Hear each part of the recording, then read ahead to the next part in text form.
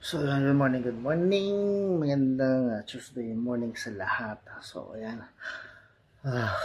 Naisip ko lang para sa ating second day na ating exercise. So, ayan ngayon. Medyo makulimlim. So, ayan. Nagpagising ako sa asawa ko para tayo makapag-exercise para sa ating second day ng ating exercise, no? So, yan, may salon pa sa ako ngayon dahil nga natinga tayo ng isang buwan. So, po sumasakit yung aking balikat. No? So, ngayon, bago tayo magdiretso, bago tayo tungo sa ating exercise, no? So, tayo ay magtitimbang muna. Yan. Titimbang muna tayo. Ayan ang ating timbangan. Digital weighing scale. Ayan, nabili namin yan sa Shopee noon. Matagal na. So, ayan, magtitimbang muna tayo magtitimbang muna tayo para bago tayo lumalatso sa ating pag-exercise. So, ayan. Simulan natin.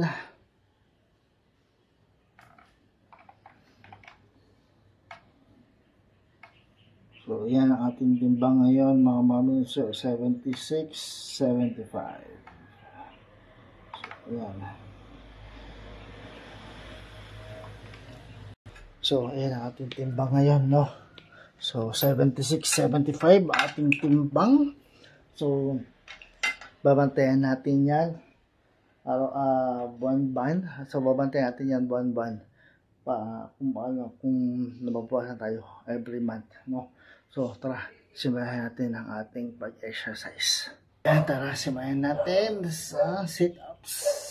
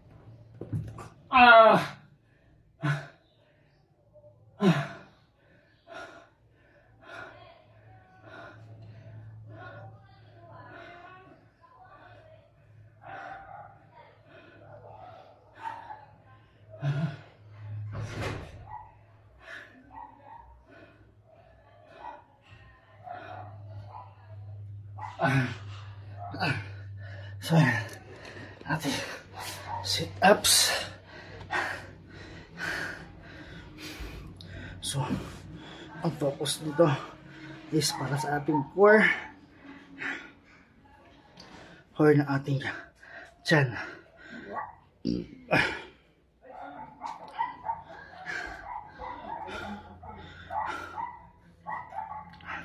So, next natin is yung ating ab twist para sa side lang, sa tagiliran natin.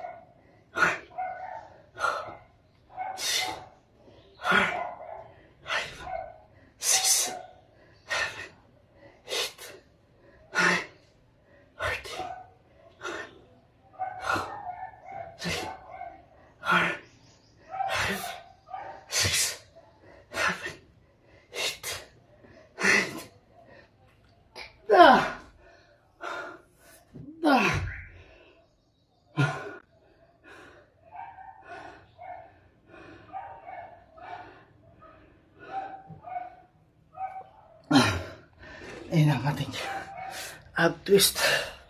So, sa focus is yung ating kagiliran. And then sabay din lang sa core. Sa ab ng core. Dalawa ang focus niya. Kagiliran at yung core ng ating ab.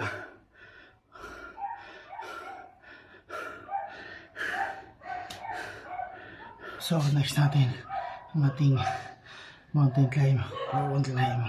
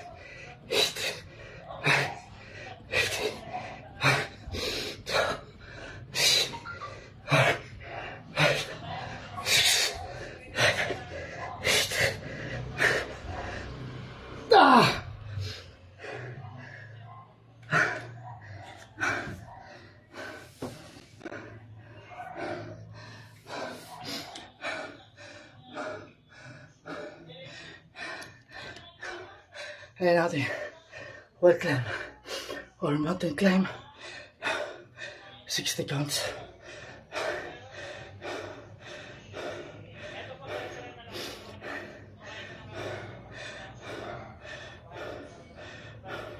Para sa ating cardio at para na sa ating abdominal muscle.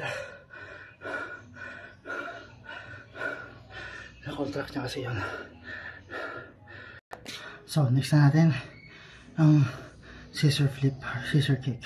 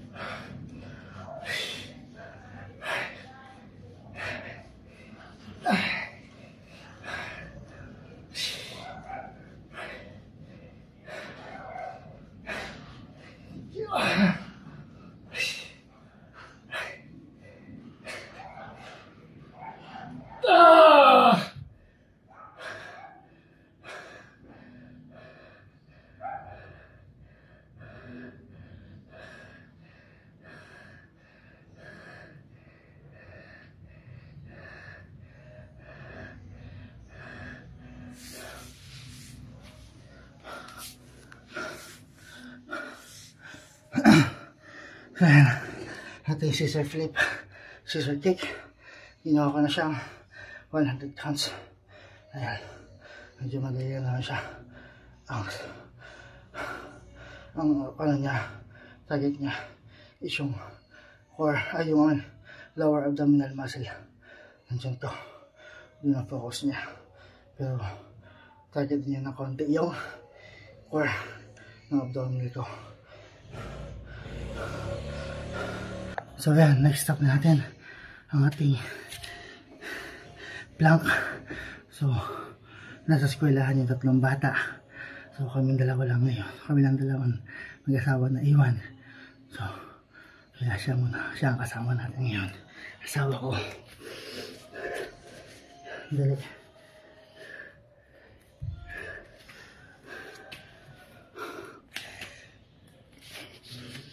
Haba dito ba? Oo. Ah. Ah.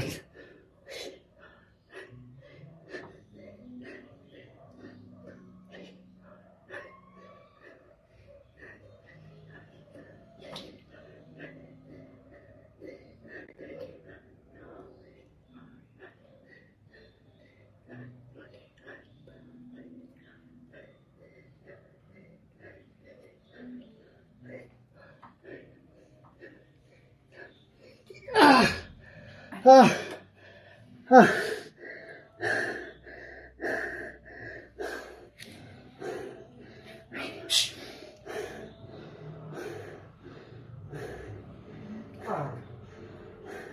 Balik-balik ako yun.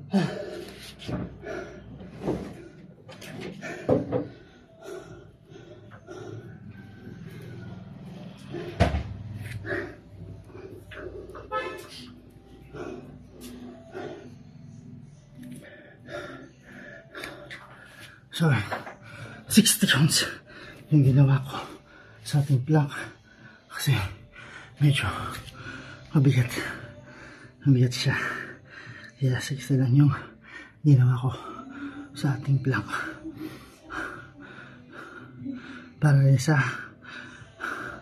core ng ating abs, yung target niya nung plank na yun.